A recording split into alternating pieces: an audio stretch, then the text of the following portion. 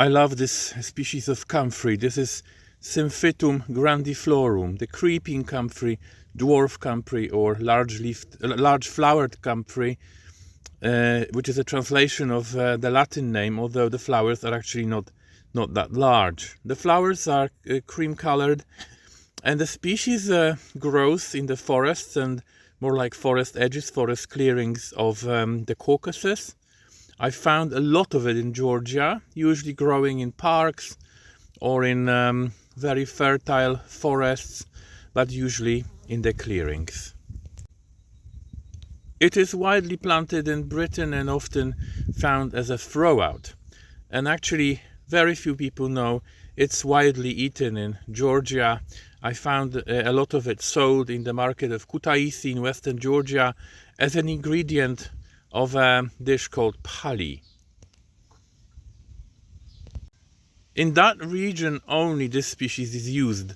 The Russian comfrey which I saw there, I didn't find people using it. Maybe it's lower in pyrrolizidine alkaloids. This is a group of compounds which are toxic to liver, and they are found in some genera of plants, and if they are consumed for a longer time, they can damage your liver. So from one side, actually, comfreys were used as food, were used as vegetables, and now we know that they can be harmful in the longer run.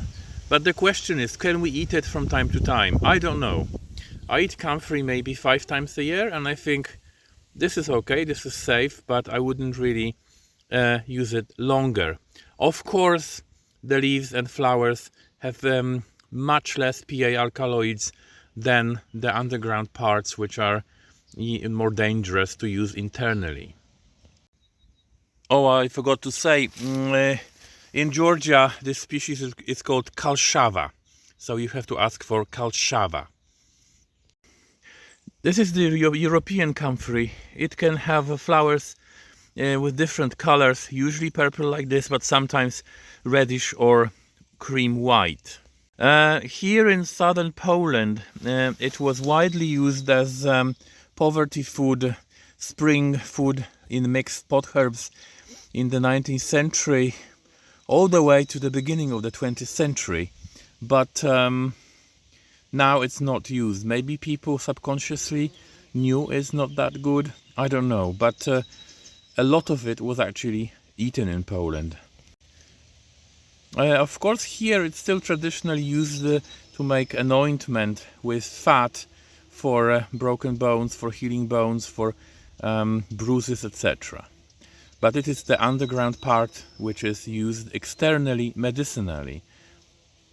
I sometimes serve it in the workshops because it has a very crunchy texture, and it stays soft in the middle of summer, when most wild vegetables in my area, when it's hot, they become tough and hard, and you can always rely on comfrey. Of course, I warn people that it has PA alkaloids, and they should be careful, but I think a one-off meal won't be that harmful. And this is yet another species of comfrey which is eaten in parts of Europe, for example in Italy, also in mixed dishes with other wild vegetables. This is tuberous comfrey, Symphytum tuberosum, a woodland species. Here in Poland it grows in fertile hornbeam woods mainly. It's quite soft, quite small, similar to creeping comfrey, but a bit softer actually. So to answer the question if you can eat comfrey, I cannot tell you for sure. I mean, you have to take your personal risky decision. My decision is to eat comfrey a few times a year, and I'm okay with it. But I did some experiments, I did some scientific studies with comfrey with a group of colleagues. The data is not published. We saw varying amounts of PA alkaloids, and we could also see that boiling it and taking the water out reduces the amount of PA alkaloids. So when you boil comfrey, it's good to take the water out after half an hour, but it does not remove the PA alkaloids completely. But maybe you should follow the traditional folk knowledge. In Georgia, they sell incredibly strange wild vegetables in the market. For example, I saw some species of buttercups, some of them quite acrid in taste, raw, but they boil them for half an hour and they use them in the mixes. So the idea is that boiling for half an hour does remove most toxicity from most plants, and we have to take the water out.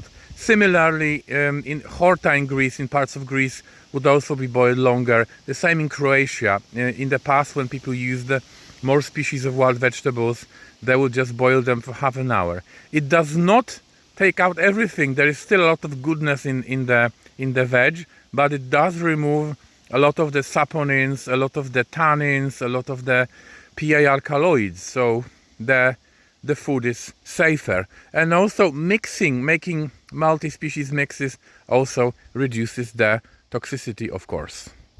And just for reference, this is Symphytum cordatum, cordate comfrey, hard-leaved comfrey, which grows here in Eastern Carpathians. It looks lovely, looks very different and tastes the same as tuberous comfrey.